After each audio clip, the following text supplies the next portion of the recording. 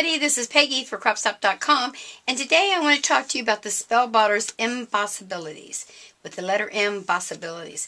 I am loving this one because this one looks like tire treads and pebbles in the road, and this one is a little motif that has like tracks, like hiking boots through the dirt. So I love that.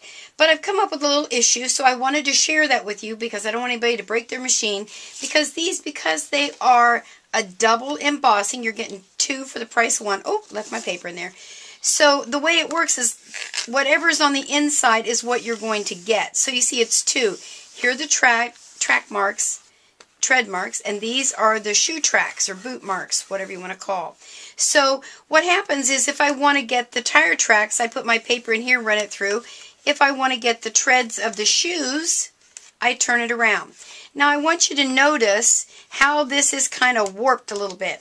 I ran this through my Vagabond, and I don't know what in the world happened, but now it is warped really bad. I tried putting some, those squeezer things, you know, that guys use in the garage. Can't think what they're called right now. Clamps, thank you very much. I call them squeezers. Clamps on there to try and flatten it out. It didn't work. So I'm not sure what happened when I put it through there. So I'm going to recommend you don't use your Vagabond with these. Then I pulled out my Big Shot. And I'm telling you, I about broke my arm getting it through there using the normal way of embossing, because this seems to, I think it's because it's warped.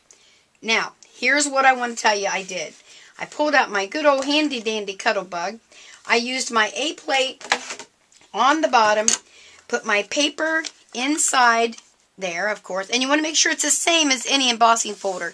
Whatever you want to push up is going to be on the bottom. So there's an innie and outie, just like a regular embossing folder. Then I put my No More Shims, and then I put my B plate, and it went through just fine. So that's what I'm going to recommend if you do like I do and put yours through your Vagabond and it warps. Otherwise, it's too tight and I don't want you to break your machine. So that's Peggy's little tidbit for the day. Now let me show you what I did with these. It's really, I love, love, love this one. This is the tire tracks and the pebbles, and after I embossed it on black, I just took a white ink pad and went across it very lightly just to give it that kind of a, you know, how they make, usually it's black marks on the black top kind of a look, but I couldn't get that look, so I went and did this.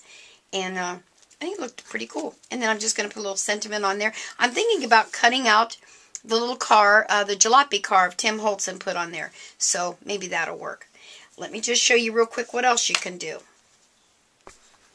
I wanted to bring this back and show you when I trimmed my card down, I had this little bit left. So I'm going to use this as a card front, put something up there. But look, I can still use what I trimmed off to make a card. I never like to waste anything. So I just wanted to show you that real quick. Then what I did with the shoe tracks. Now let me bring this in a little bit. Sorry for the moving there. Oops, hit the camera. Alright, I'm not sure. Can you see the little shoe tracks right there? And I found this paper that had hikers. So I'm not really sure what I'll use the card for.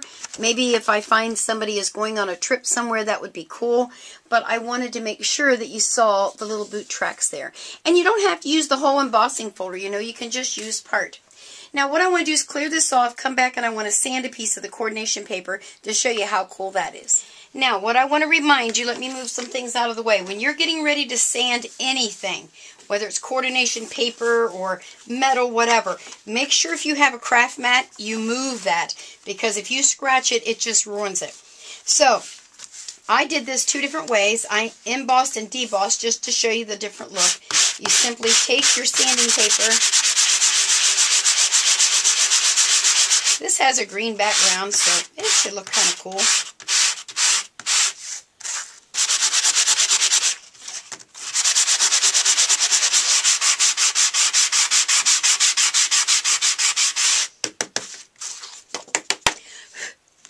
Look at that. You see that okay? Let me make sure you can see that. Yeah, isn't that cool? So that's pretty good. So let me just show you the other one. You just get a little bit different look.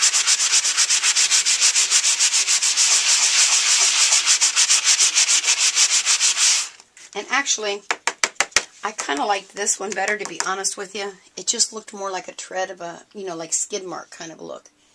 So you can do it on coordination paper and get all kinds of really cool looks. The main thing I wanted to share with you is that I absolutely love, for one, this embossing folder. And I'm kind of bummed that I think that I might have warped it with my Vagabond. So I immediately wanted to share that information with you. My Vagabond is really new. I don't know if that's why it did it, but it did it. And so there you are. So make sure to stop over there to CropStop and get yourself an Embossability. This one's EL-016. And what is this one called? Kickin'Rubber. Oh, I like that, Kickin'Rubber. And make sure to tell them Peggy sent you. Bye.